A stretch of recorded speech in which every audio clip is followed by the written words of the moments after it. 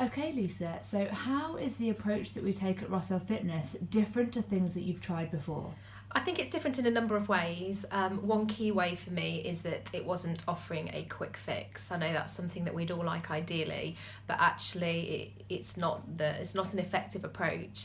And I felt that when I started coming, I was tackling not just weight loss, but my whole approach to nutrition, well-being, mindset, and how they all work together. So the focus was very much on the exercise and activity, also on eating well and nutrition, but very much on mindset and how that can help and hinder us.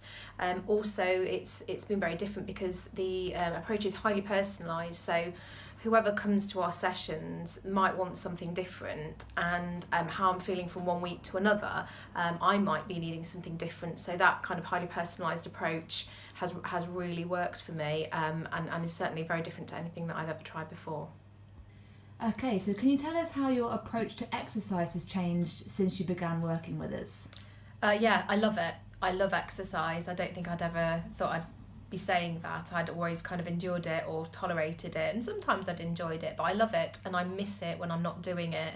I've started off by trying to make it a part of my weekly routine and carving time out for it. Then it's become easier to add sessions in, and now sort of 10 months down the line, I regularly will work out 3 times a week and sometimes more than that, and I want to do it. I look forward to doing it, and the sort of exercise that we do is varied, it's interesting, it's different, and I never dread it, and that actually is something that I've never felt before. Going to the gym or going to even an exercise class, there was always that sense of, oh, I've got to make myself do it, and I don't feel that. I feel like I want to go, I enjoy the exercise, and I also really enjoy the community and the company whilst I'm there. Okay, what do you think of the community that we have in the gym and online? I think it's fantastic. I think it enables people to do really well. I think we lean on each other.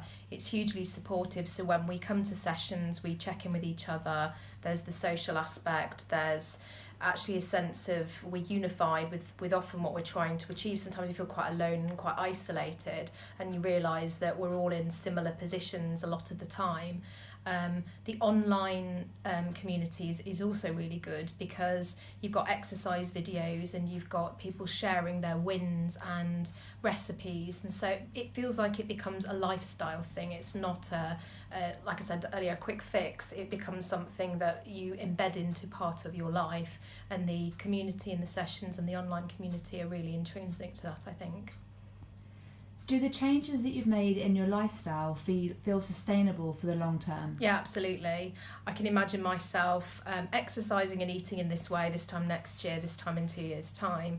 And again, I think that's been a very different approach because I don't feel I'm enduring something to get to some abstract goal, and then once I get there, I will somehow behave differently. I feel that these are small changes, they're changes in the right sort of way, they're changes in what I'm eating, but they're changes in how I'm thinking about what I'm eating and how I'm thinking about what I'm doing.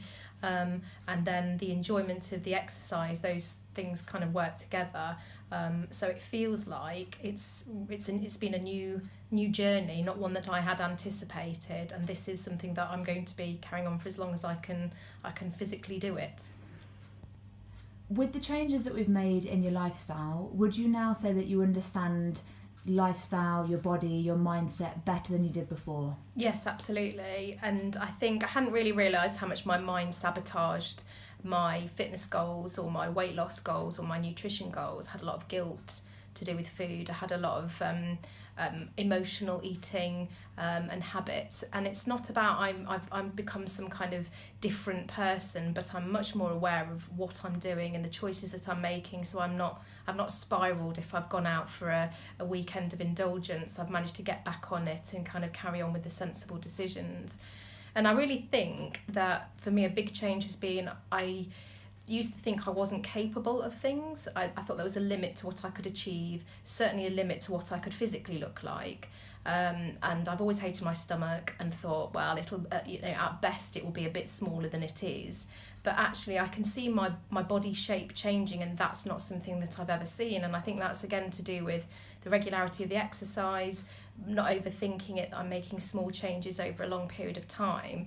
And so now actually I feel like I'm entering an unknown, as in the possibility of what I can achieve from a fitness or a strength or a weight loss perspective is something that's, you know, is a goal I'm heading towards, and I don't even know the outcome, but I'm certainly not selling myself short. And it's exciting. And it's really exciting, yeah.